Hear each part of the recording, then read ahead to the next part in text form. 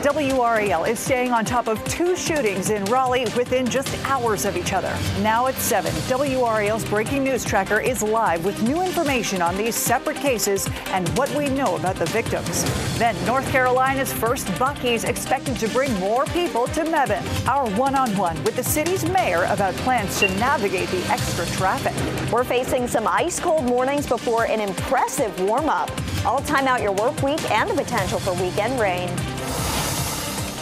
And we continue to follow breaking news. Two shootings in Raleigh less than 2 hours apart. Thank you for joining us. I'm Dan Haggerty. And I'm Ashley Rope. The first shooting unfolded on Bragg Street in downtown Raleigh just before 2 o'clock this afternoon. Police say this followed a dispute. About 2 hours later, then, a man was seriously hurt in another shooting, this one on Pool Road. This scene, again, about 2 miles away. WRAL's Willie Danley is live at the scene, which is still very active tonight on Pool Road. And Willie, officials now telling you that they do not believe that these shootings are related. Yes, Dan, that's right. Although those shootings happened only a few miles away from each other, officials did confirm with me that they're both isolated incidents. As you can see behind me, this scene on Pool Road is still extremely active as police officers investigate this shooting that sent one man to the hospital with serious injuries. Take a look at this video that we captured here on the scene, and you can see how Raleigh police have Pool Road blocked off as they gather evidence. I spoke to the Raleigh Watch commander, and he told me that this house that they're investigating is a well-known drug house in the community. He went on to say that the suspect in this shooting is a well-known drug dealer that they don't think will be too difficult to locate. Police were out here investigating the scene with police dogs and drones, searching the area looking for that suspect. As I said, they're treating this shooting as an isolated incident and told me that there's currently no threat to the public. We're going to continue to keep an eye on the shooting as well as the one on Bragg Street to see when and if those suspects are caught. Back to you. All right, Willie, thank you so much. Live for us in Raleigh. And as you mentioned, the Bragg Street shooting, it was earlier this afternoon. The WRAL breaking news tracker grabbing this video there on Bragg Street. Police say that's where they found a man with a gunshot wound. It was just before 2 o'clock. He was taken to the hospital, is expected to survive. Police believe that it was a fight that led up to this shooting, and they have not arrested any suspects. The very first Buc-ee's in North Carolina will draw people from all over to our area, and that means more traffic. Right now, Mebane leaders are working on plans to navigate that. WRAL's Aaron Thomas is live outside the meeting where they discuss this. Aaron, you had a one-on-one meeting with the city's mayor. How'd that go? Yeah, we sure did. And Ashley, the Mayor Ed Hooks tells me that he and other city leaders here are excited for this upcoming project. Now, just within the past hour here at City Hall, he and the City Council, they gave the green light for NCDOT to move forward with updating this interchange in the area where this Buc-ee's is slated to go. Let's take you back. It was actually last week that we aired a report from our 5 on Your Side team. Some of those folks, they actually traveled to Florence, South Carolina. That's where the closest Buc-ee's is located near the Tar Heel State. County leaders in South Carolina, they tell WRAL that the mega-sized store has brought generous tax revenue to the area, although traffic has been an issue. Now, NCDOT and city leaders in Mebane are tasked with ensuring proper traffic flow. The 75,000 square foot station will be at the Trollingwood Hallfields Road near I-85 and I-40. That's an exit away from the already popular Tanger outlets. That was one of the biggest reasons for the citizens against it in other areas. But with the transportation impact analysis that they did, we're assured that they're going to be able to handle the traffic. I'm sure there will be some spikes at time, especially the first few weeks that it's open. And the mayor goes on to say that he's hoping that once it is open, that the traffic will eventually level off. Now, just within the past 20 minutes, I got an email from a representative with NCDOT telling me that Buc-ee's is required to construct traffic improvements based on its approved traffic impact analysis. On our late news, we're taking a closer look at some of the improvements that have to happen before this big Buc-ee's is able to break ground. Ashley?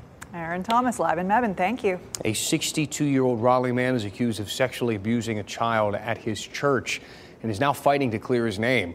Kenneth Newcomer was charged with sex crimes against a child about a year ago, and investigators say those crimes happened at Good Shepherd Lutheran Church, where he attended and his wife worked at the time. WRAL's Chelsea Donovan found out today Newcomer's attorneys say this evidence does not support the claims, and he's fighting to get the case dismissed. Kenneth Newcomer was actually expected in court today, but that hearing was postponed until Wednesday, and that's because the defense has filed this motion. And basically what they're saying is they haven't received any evidence in this sex crimes case from the prosecution, and Newcomer's attorney believes this whole case should be thrown out. It's been a year since 62-year-old Kenneth Newcomer was arrested on 3 counts of indecent liberties with a child and 2 counts of other sex offenses with a minor. Prosecutors believe Newcomer, who spent time and was a member of Good Shepherd Lutheran Church on Creedmoor Road in Raleigh, sexually abused a child around the age of 7 or 8 inside the church several times from 2007 to 2009. In this new court filing, Newcomer's attorney says evidence is lacking and the case should be dismissed. He wrote a year ago the victim repeated her allegations and made some statements contradictory to her statements made during the first call and some statements that were factually inaccurate. Attorney William Finn also writes the Wake County District Attorney's Office has informed the defense that the video recording of the interview with Newcomer has been deleted and is not recoverable. Finn believes the case has no physical evidence and no evidence to corroborate the accuser's allegations. He goes on to say Newcomer is now forced to decide between allowing the jury to hear the detective's account and impression of the interview without the video or being forced to take the stand to testify. The government, through its neglect, is forcing Newcomer into a corner where the only way out is to testify.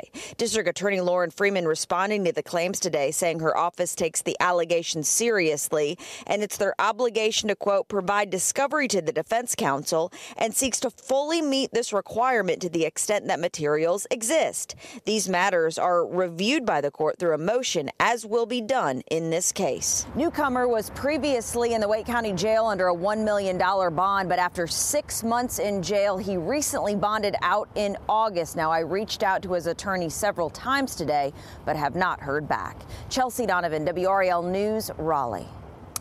I want you to listen to this. It's surveillance video capturing the moment a man shot into a Durham home, hitting an 8-year-old.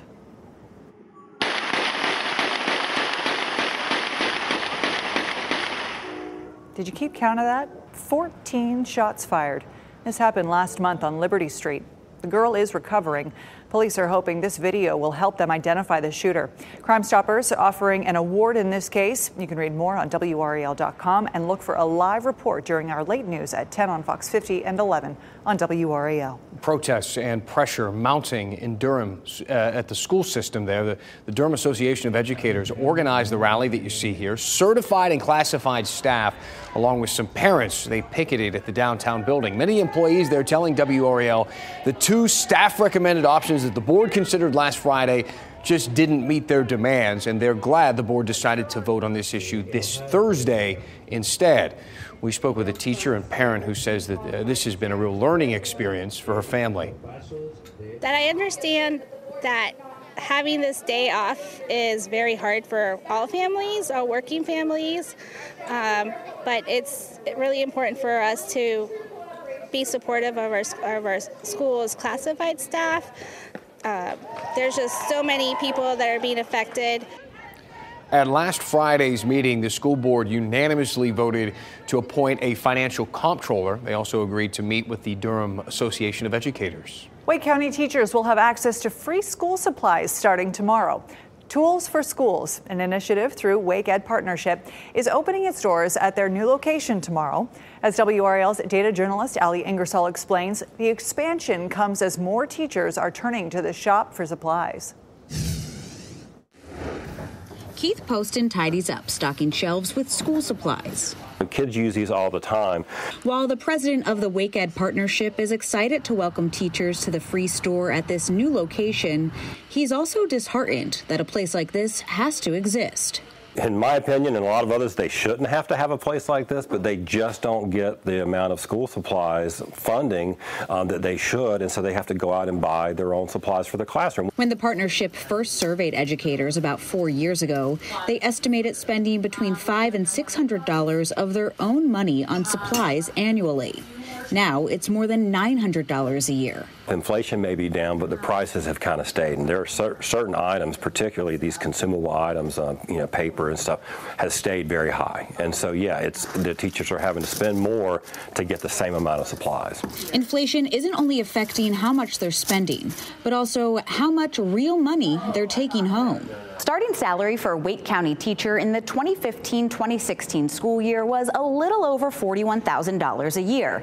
This year, it's about $46,000. While that might look like a good raise on paper, the price of a dollar isn't the same. When we account for inflation, the $41,000 a teacher made almost a decade ago would be about $53,000 now, according to the Bureau of Labor Statistics. And the $46,000 teachers are making now would equal about $35,000 in 2015. So instead of a raise, it's a loss of almost 15%. Add insult to injury, you're making less real dollars than you were 10 years ago. And oh, by the way, you need to go out and buy your own supplies too. Poston says they're serving more people than before. This school year, just in the fall, more than 4,500 teachers accessed the store, eclipsing the number of teachers they helped out all of last year. He feels this work and helping teachers is really helping everyone in the state. The one career that every other career depends on is a teacher. And setting up North Carolina for continued success. In Raleigh, Allie Ingersoll, WRAL News. The doors to the new location on Capitol Boulevard near the food bank open tomorrow just after the ribbon cutting at 11 a.m. There is a new airline flying out of RDU, so you will soon be able to fly to a new international destination. The latest carrier and destination to choose Raleigh and the Triangle, and just how soon you'll be able to book that trip. Plus, we are nearly a month away from legalized online sports betting. And if you thought the ads were flooding your social media feeds now, well, just wait. A look at how our state compares to the others and the rules behind advertising. Kat. And from the 20s to the 70s, we've got it all this week. Coming up, I'll let you know which days you want to opt for the T-shirts and which days you'll need the codes.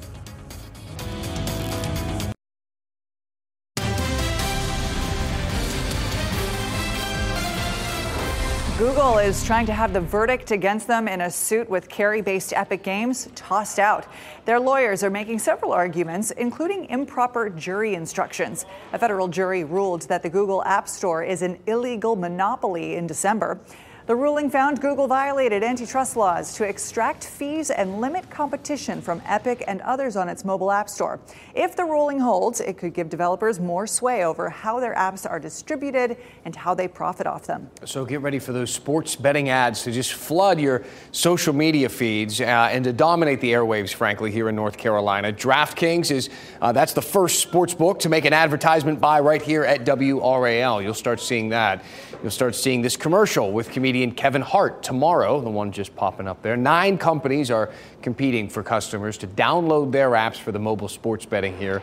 The state does have rules in place for how they advertise, though, including no ads on college campuses or at events aimed at people under the legal gambling age of 21. We do have restrictions, but a lot of advertising is just general advertising. It's on TV stations and on radio stations, and anybody could be watching or hearing those types of things. The reality is that the marketing is hitting everybody. Sports books could begin registering customers in North Carolina at noon on March 1st. They won't be able to legally place any bets until the games on March 11th. RDU is growing again. Today, airport officials announced the addition of a new international airline and a new destination. WRAL's Shelley Jackson explains when travelers can hop on a flight to Panama City.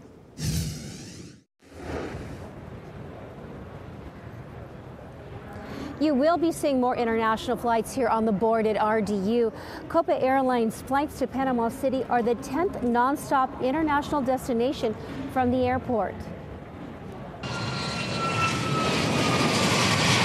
The nonstop service to Panama City, Panama begins June 21st. The announcement is a culmination of a 4-year effort by RDU to lure Copa to the Triangle. We have 270 people a day on average going back and forth between Central America and South America. Michael Landguth, president and CEO of the Raleigh-Durham Airport Authority, says adding a route to Central America makes sense. So if you think about the Latino population is going to continue to grow, the demand for businesses down there are going to continue to grow. I think the population by 2030 alone is going to be 22-23%. Latino in the United States. So we want to make sure that we can provide that connectivity, not only for businesses, but for families and friends. 2023 was a banner year for RDU. The airport saw a record number of passengers, 14.5 million, pass through. It added 5 new airlines and kicked off nonstop flights between RDU and Paris. Direct flights from RDU to Germany begin in June and flights to Mexico in July. Copa will fly RDU to Panama City and back 4 days a week.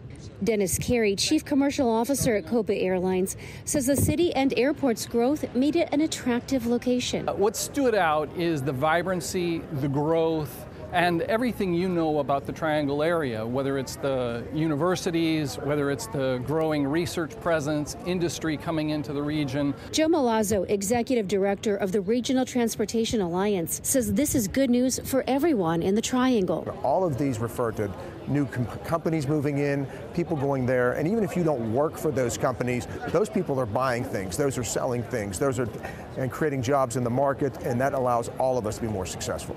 Shelley Jackson, WRAL News, RDU. Well, there is no doubt that RDU has really been growing. A lot more destinations reach from the Triangle here, but no need to travel this week. The weather is looking quite nice. Meteorologist Kat Campbell joining us now. We're into the 70s this weekend. We're into the 70s on a Saturday. How about that, Dan? We're going to be at 72 for the high Saturday, and the forecast is actually trending drier for Saturday at least. We've pushed the rain back to Sunday into Monday. So those of you who are a fan of spring, it's going to be feeling like spring again at the end of the week, but the next couple of days are going to be feeling like they should during this time of year in February. The normal high is 54. We're hovering right around that number. 53 tomorrow, 55 on Wednesday. As we get toward the end of the work week, we'll be back in the 60s, and we only have one day in the 70s, but that comes on Saturday.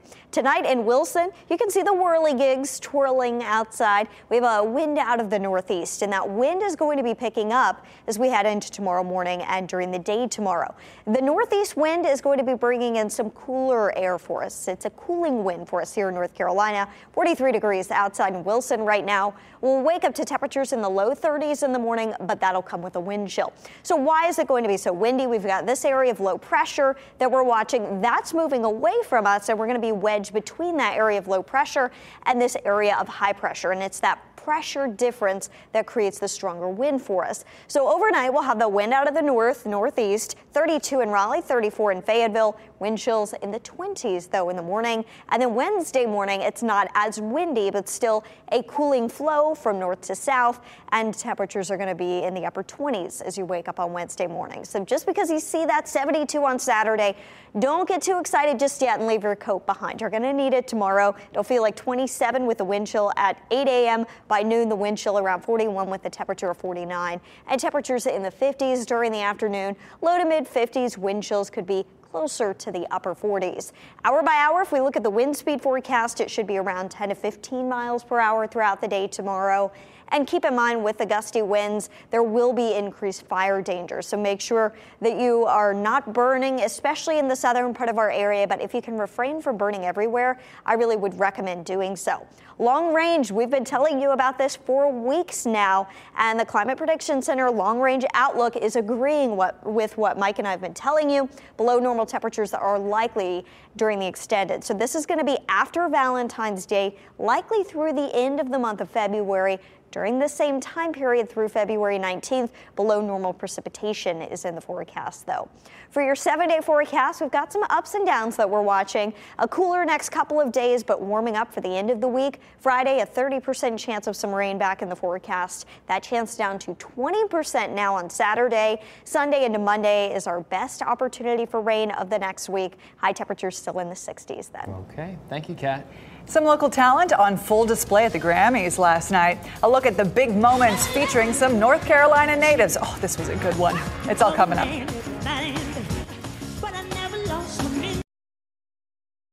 There's a new place for people to learn about the natural world in our state. This is cool. So the Museum of Natural Science in Greenville reopened over the weekend. It had been closed for a bit for some renovation work over the past year.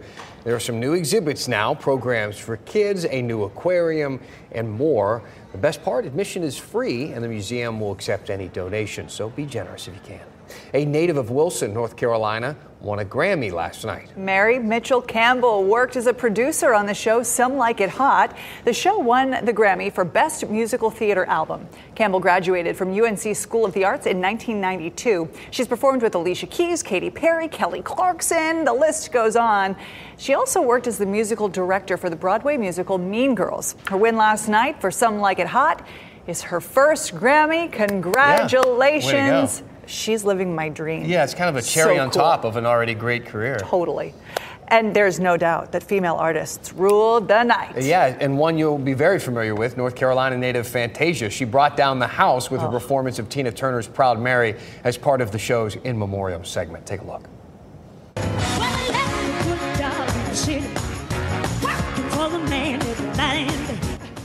You got to be able to bring it to do Tina, you know, so Fantasia had what it took. She's from High Point, of course you know that, in Guilford County. She did wonderfully last night. Of course, a few other big moments that people are still talking about. Taylor Swift made history as the first artist to win Album of the Year 4 times when she took the trophy for Midnights. Swift also won her 13th Grammy for Best Pop Vocal Album and used the milestone to announce her next album, Tortured Poets Department, out April 19th. You know, hey, win an award and try to win another award and sell some records in the process. That's Miley Cyrus, of course, and she won Record of the Year for Flowers. She was your favorite part of the night, right? I loved her performance. She seemed like she was really there for the crowd. She said during her performance, I just won my first Grammy, so she seemed like genuinely She was excited. present. And I got to give her a lot of credit for being up there on the stage by herself. No backup dancers, no team, just her. It was very cool. You don't need anything more. Miley, she does it pretty well. Except Celine Dion was the real highlight of the show. Nice. Thanks for being with us tonight. Our next newscast is at 10 on Fox 50 and 11 on WRAL. Have a great night. I like Celine too. Oh, yeah. Keep watching WRAL News over the air Channel 34 and Spectrum Channel 1257.